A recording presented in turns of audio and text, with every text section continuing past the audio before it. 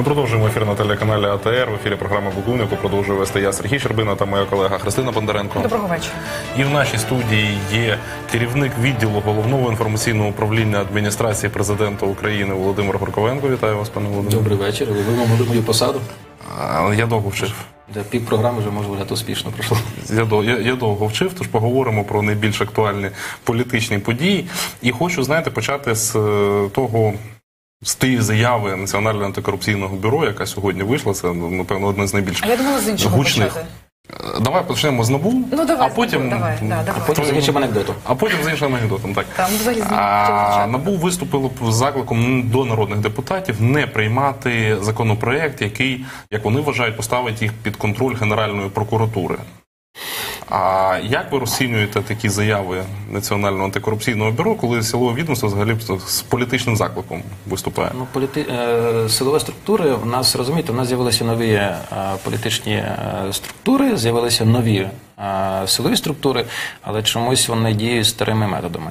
Хоча, якщо говорити про заяви, насправді силові структури навчилися, якщо брати класичні силові структури, вони навчилися працювати тихо. Можна було би піти в комітети, це є лише законопроект. Вони будуть проходити обговорення в комітетах. Ви приходите в комітет і просто аргументуєте свою точку зору. Ви пояснюєте, тому що все, що потрапляє в Верховну Раду, воно апріорі на вході, воно не дуже, як говорять на русскому язикі, съедобне. Його потрібно приготувати. Якщо вони вже на старті хочуть зняти, то, в принципі, це неправильна позиція. Можливо, там деякі є раціональне зерно в тих законопроектах. І з іншого боку, знову ж таки, неправильно, коли активісти роблять зранку пост в Фейсбуці, а вечором ми чуємо заяву антикорупційного органу про те, що ай-яй-яй, це буде біда. З другого боку, пане Володимире, я сьогодні дав собі раду почитати цей законопроект, він дуже короткий, насправді, там один абзац. І я зробив наступний висновок, насправді.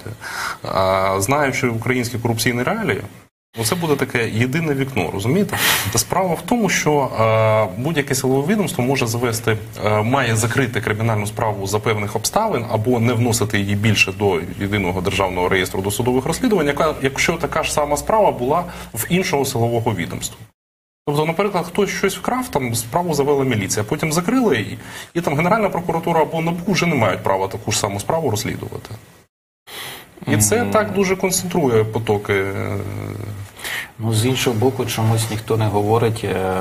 Пам'ятаєте історію з одним антикорупціонером, якого так перевірили, що навіть не внесли в єдиний реєстр досудових розслідувань і сказали, що він чистий і майже святий. Знову ж таки, в мене така позиція. Треба менше говорити, більше працювати. Зате Генеральна прокуратура завела проти нього справу. Проти кого? Проти Сергія Лещенка, ви ж про нього? Так я ще про інших говорю. А так би закрила НАБУ, вже Генеральна прокуратура не мала права цього робити. Я не готовий, треба просто вивчати. Можна там нам фантазувати як завгодно, але будь-які навіть або погані, або добрі справи можна поховати на рівні комітету.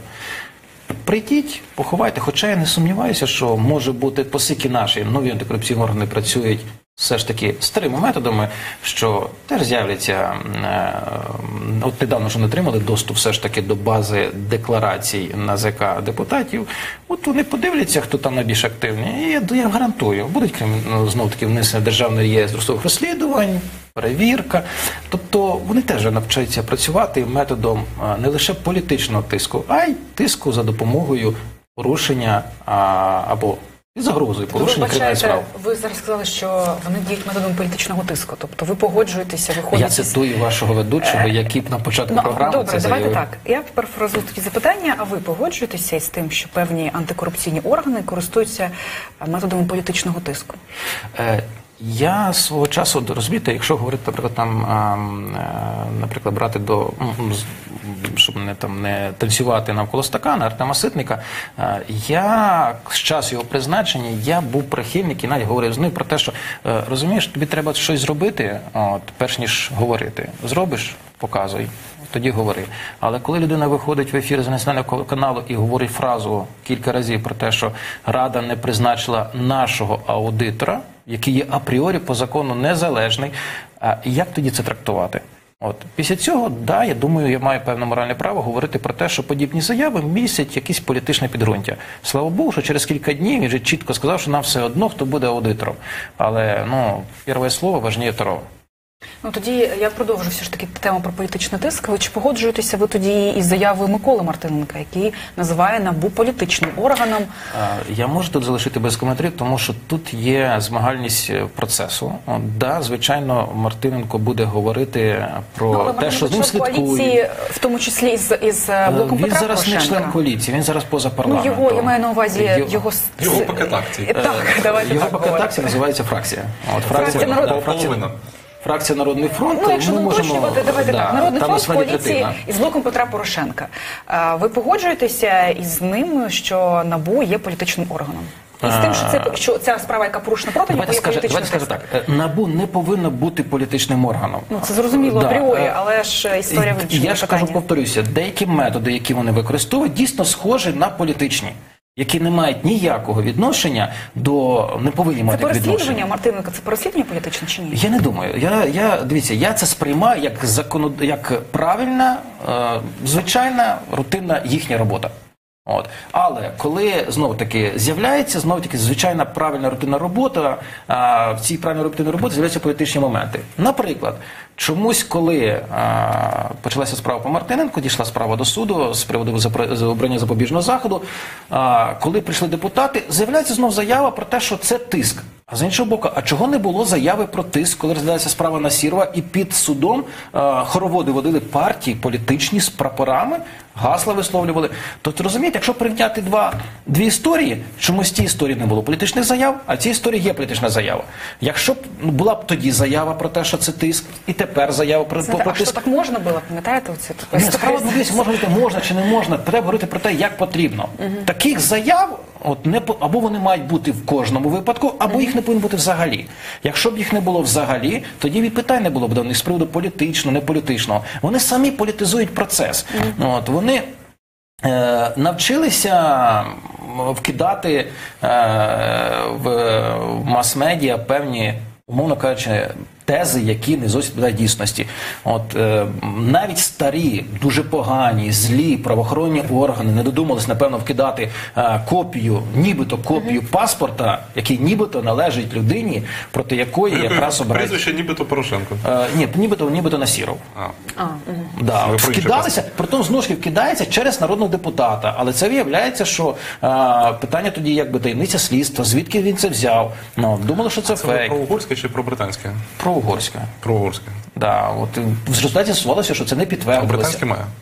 Звідки я знаю? Це треба до Насірова. Він сказав, що там кілька паспортів здав. Я не знаю, що кілька паспортів. Наприклад, не позбавили, от як Артеменка із... Почекайте, тут кажу, це треба довести. Я ж не тверджую. Наприклад, по факту, якщо говорити за вашою логікою, недавно був в візовій центрі, оформляв біометричний паспорт. До речі, вчора, якраз в день прийняття, я вам розкажу про візовий центр. Чого? Я вистояв 2 черги. Справа не тому, я приніс по факту 2 паспорти, але мене 2 паспорти закордонних, притом якби легально і все.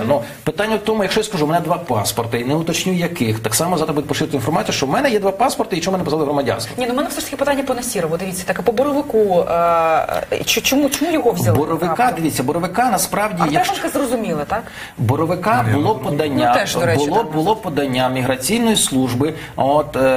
Розумієте, в чому там, але знову ж таки вони теж не розкривають всіх даних. Але якщо проаналізувати знову ж таки його заяви, він же ж таки не був призначений на посаду заступника міністра. Не призначений за його ж інформацією через те, що він не надав певні документи. Певні документи стосувалися щодо його навчання в школі КГБ в Москві. Але повертаємо до закону про громадянство, 21 стаття цього закону, яка в міжнародному праві називається отримання громадянства шляхом обману. Там вона більш написано коректно, про те, що не надання повного пакету документів. Можливо, міграційна служба перевірила, з'ясувала про те, що він приховав або не надав певні дані. Я думаю, що, я таки гіпотетично, але з тієї історії, яка випливає, єдина стаття, яка могла бути задіяна проти Боровика, це 21 стаття закону про громадянство. Чому міграційна служба Насірова не перевіряє? А хто сказав, може перевіряє, звідки знає. Розумієте, в даній ситуації ми говоримо так само по Боровику, людина, яка отримала громадянство. В світовій практиці є історія позбавлення людей громадянства, які його тільки що отримали. А є інший приклад. Є приклад Артеменка. Тому що, наприклад, по Насірову там виходили прокурори, показували листи з Великої Британії, що в нього є британський паспорт. Там по угорському були питання, я з вами погоджуюсь, по британський паспорт. Ну, документи показували представники спеціалізованої антикорупційної прокуратури, навіть не НАБУ. А от Артеменка позбавили дуже швидко. Але Артеменко заявив сам, що в нього є це Так, громадянство. якраз там А це як виходить? Що це, як казав колишній генеральний прокурор СРСР Вишинський, признання королева доказательств?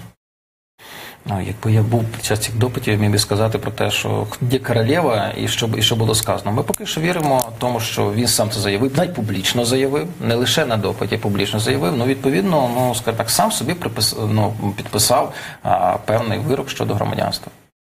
Насправді треба звикнути. Розумієте, ми, якщо говорити взагалі, то і не лише в Україні, а й в світі, в Європі, підхід до громадянства дуже такий обережний. Навіть є конвенція про те, щоб не було людей без громадянства. Але після того, коли почалися... Скільки громадян Угорщини переживають на Закарпатті, і скільки громадян Румунії у Чернівецькій області? Я перепрошую. Я вам чому? Тут є неофіційні дані, що близько 2 мільйонів не лише на тій території, а й українці мають подвійне громадянство. Підхід до громадянства? Справа в тому, що дійсно обережний підхід, так само в Європі. Але він залишається обережним рівно до того моменту, коли, перше, коли ти не вчиняєш якісь дії, які загрожують національній безпеці. Якщо говорити про посадовців, це жорстка вимога. Да, ти можеш, більше того, я, наприклад, вважаю, що бізнесменам, неможливо, достатньо, варто мати 2 громадянства, тому що вони приносять гроші. Якщо не буде мова про державну службу, про політичну, отут ти вибачає, ти маєш бути служити ілі одному государству, ілі другому. Тому я думаю, що років через 5, коли ми перейдемо до цієї теми, побачимо, що законодавство щодо громадянства буде набагато жорсткіше. І там не панькатимуться, і не шукатимуть заковики, там в Конституції не зовсім так написано, але от і закон, там буде досить жорстка позиція. До речі, Франція в 15-му році після терактів був внесений в парламент законопроект, який реально дуже жорстко обмежував і дозволяв припиняти громадянство. Але Венеціанська комісія сказала, що він правильний законопроект, хоча він не писався загально Європейську конвенцію щодо громадянства, він був провалений. В Україні теж була історія, здається, Кожем'якін подавав законопроект, але він трошки обіграв, він неправильно зробив, він пропонував внести зміни в Кримінальний кодекс. І фактично це означає, що карати позбавлення громадянства було як покарання, що теж не правильно. Просто цікаво, насправді, маленька ремарка, якщо дозволиш, просто цікаво, як президентський друг Костянтин Григоришин, він російський паспорт здав після того, як отримав український? Просто так президент друг якого президента? Петра Олексійовича Порошенка.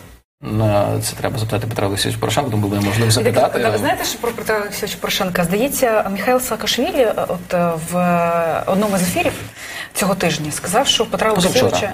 Та ви знаєте цю заяву, так? Не бачите. Саакашвілі багато що говорить. Що в Петра Олексійовича так само є не один паспорт. Я вам скажу, може, якщо так перефразувати заяву Саакашвілі, буквально сьогодні зібралася ціла стратегічна сімерка, вісьмерка, десятка, яка суто Саакашвілі обговорювала. Розумієте, давайте незалежності від спікера. Давайте от я просто запитаю, є у Петра Порошенка ще один паспорт, окрім українського? Я сумніваюся, що в нього є, чесно.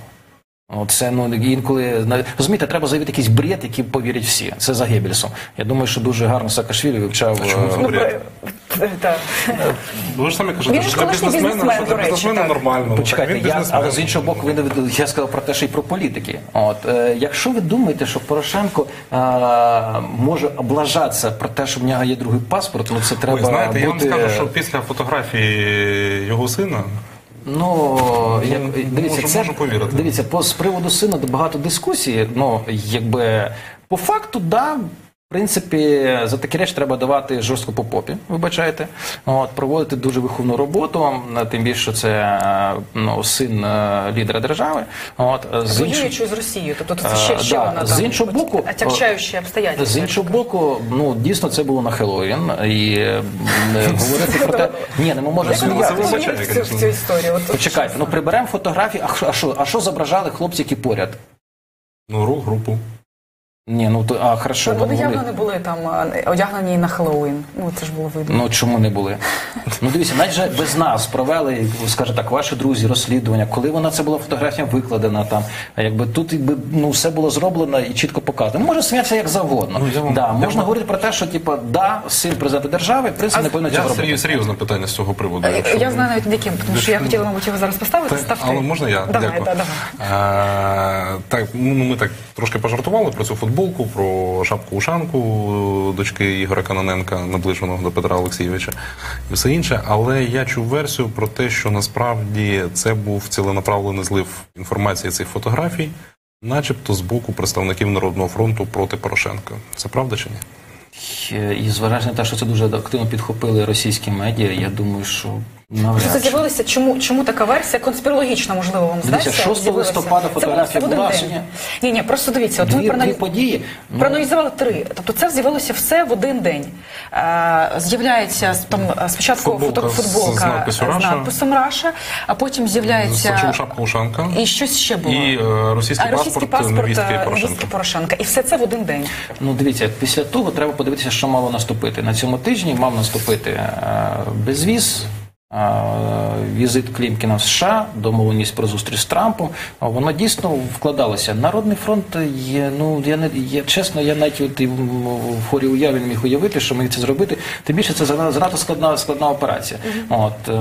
Вона коштує дуже багато грошей. І це треба моніторити ситуацію було дуже активно, щоб сказати, що є фотографія 6 листопада, треба її приберегти, потім згадати ще щось. Це Народний фронт, це з категорії маячні. Тому що воно так гарно все лягало, і саме перед ключовими подіями для України. І зараз у нас є скайп-зв'язок з Олександром Боровиком, колишнім соратником і співробітником Михайла Саакашвілі. Пане Олександр, чуєте нас? Так, доброго дня. Добрий вечір. Доброго вечора, так. Пане Олександре, обговорюємо, зокрема, питання щодо позбавлення громадянства. Розкажіть, будь ласка, про вашу ситуацію. Свою версію, так. Чому вас позбавили громадянства? Ви знаєте, все, що я знаю, дізнався з медіа, я дізнався з Фейсбуку, і тому дуже тяжко сказати, юридично сказати, що відбулося. Виглядає так, що президент Порошенко підписав наказ щодо мого громадянства, він його забрав практично. Які юридичні механізми були, мені тяжко сказати. Здається, що аргументацію, яку вони приводять, це що я залишаюсь громадянином Німеччини, і на закладі цього нібито в мене можна було забрати українських. Тут є декілька колізій. Є Конституція України, на закладі якої не можна забрати громадянство громадянина України. І Конституція – це Верховний закон.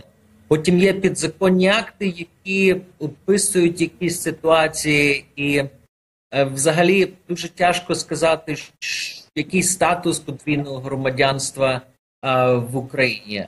З того, що я чую, читаю в українській іноземній пресі, є приблизно 500 тисяч людей, українців, що тримають друге громадянство. В кожного з нас, хто має друге громадянство, був свій якийсь шлях за кордон. Ми, як правило, втікали від Радянського Союзу, чи від бандитів 90-х. Так. Скажіть, будь ласка, тобто, все ж таки хочеться там коротко від вас почути вашу версію, за що? Вам, як здається, за що вас позбавили? Так? За що? Звичайно, що коли так багато людей з подвійним громадянством, і президент знаходить тільки декілька людей, то дуже тяжко сказати, що це не була якась індивідуальна санкція, що це не було якась репресія. Особливо, коли Радянський Союз, Україна за часів Радянського Союзу вживала санкцію позбуття громадянства проти дисидентів, проти людей, які займали політичну позицію. Ви вважаєте себе дисидентом. Дякую, пане Олександре. Дякую, я не сказав, що я вважаю себе дисидентом. Це ви так сказали. Я сказав, що Україна має традицію, і закони, які були в Радянського Союзу, практично вони перейшли в Україну. І практика збиття громадянства це російська практика. Зрозуміло. Дякую, пане Олександре. Дякую, що знайшли час до нас долучитися. Це був Олександр Боровий, колишній заступник Михайла Саакашвілі на посаді голови Одеської державної адміністрації. Пане Володимире, пряме питання. У Саакашвілі паспорт заберете чи ні? І у Сакварелідзе, вони там щось писали цього тижня, що будуть в них забирати. А що в них є другий паспорт? Да? Ні, ну, Почекайте, Ні, позбавляти громадянства. українського. якщо є другий паспорт, тоді да. А якщо ні? Якщо ні, тоді нема. За які підстави? Нема підстав. До речі, Боровик так не відповів, його є друге громадянство чи паспорт, чи ні. Так, Ну, з контексту бесіди я так зрозумів, що є. я так зрозумів, що є, то які питання? Давайте до інших питань. В неділю дає прес-конференцію Петро Олексійович. Так? Чому неділя? Ми тут жартували, щоб менше людей прийшло. З чим має вийти президент таким важливим? Розумієте, якщо для б неділі? прес-конференції президент, вже апріорі мало людей не може. Ні, ну це жарт, розумію. Але чому Дивіться, неділя? ну, а чи відрізняється? У нас було куча вихідних, так само теж люди працювали. Неділя, тому що далі поїздка в Мальта, далі там щільний графік, це, здається, понеділок, вівторок, середа. Далі парламент працює, знову ж таки, занадто багато насичений. Але яка тривала пауза в нього була? Пауза від чого? Від минулої прес-конференції. Ну, розумієте, на прес-конференції треба виходити з чимось. А що, за рік не було з чим? Ні, дивіться, за рік було багато що виходити. зараз є з але чим? дивіться, якби ключова теза, з якої почалося президента Порошенка, це рух в Європу і якась формалізація певного руху в Європу, це асоціація і це безвіз. Дві ключові історії, які мали бути реалізовані. І я гарантую, якби прес-конференцію провести там, умовно кажучи, місяць тому, 2 місяці тому, то б всі питали, а що ви обіцяєте? Конкретні дати називаєте, чому конкретні дати називають, знову ж таки, він пояснив вчора в інтерв'ю, а безвізу немає. Знову ж таки, відповідати про те, що буде завтра, ну, було б нелогічно. Тепер, є певні, історії виконані, знову таки, виконані його передвиборча обіцянка. Але ви ж розумієте, що це все одно виглядає, не побоюсь цього слова, дещо фальшиво. Чому? Тому що за цей час було дуже багато критичних запитань до Петра Олексійовича. Якщо навіть там якогось журналіста розбудити о 3-й годині ночі і запитати його, що ти хочеш спитати там президента, він би почав питати про плівки Оніщенка, він почав би питати про справу Насірова, він почав би питати про кадрові призначення, про ефективність діяльності Генерального прокурора, про президентську вертикаль і все інше. А президент виходить на прес-конференцію лише тоді, коли він буде виглядати таким класним. Почекайте, що він буде виглядати? Так само, якщо ви думаєте, що питання цих не буде, ви помиляєтеся. Але він може їх загасити. Тепер в нього нарешті є тема, яка... Почекайте, можна завжди знайти аргумент, чому сьогодні, а не вчора. Да? От я можу пояснити, чому я сьогодні приїхав до вас, або взагалі не приїхав. На 1000 причин можна знайти. Ми зараз займаємося конспірологією. Відбулося те, що відбувається. Якщо ви думаєте, що хтось щось загласить питання, зокрема питання по Шеремету. Думаєте, не буде питання по Шеремету? Буде питання по Шеремету. А ви, до речі, бачили фільм цей? Я бачу фрагментами, на жаль. Тому... Знаєте, що я якраз хотіла запитати? Можна закінчити? Дивіться. Тому будь-якому я назву порівняння минулої прес-конференції минулого року. Вона теж відбулася. Після прес-конференції, не пам'ятаю, який журналіст каже, мало питань було, мало гострих питань. Я кажу, якщо для порівняння список гострих питань у нас був разів 5 довше, ніж було озвучено. Це питання не до нас і не до президента. Ви самі ж їх не озвучили. Було там, не пам'ятаю, кілька гострих питань, а тоді було питання офшорів.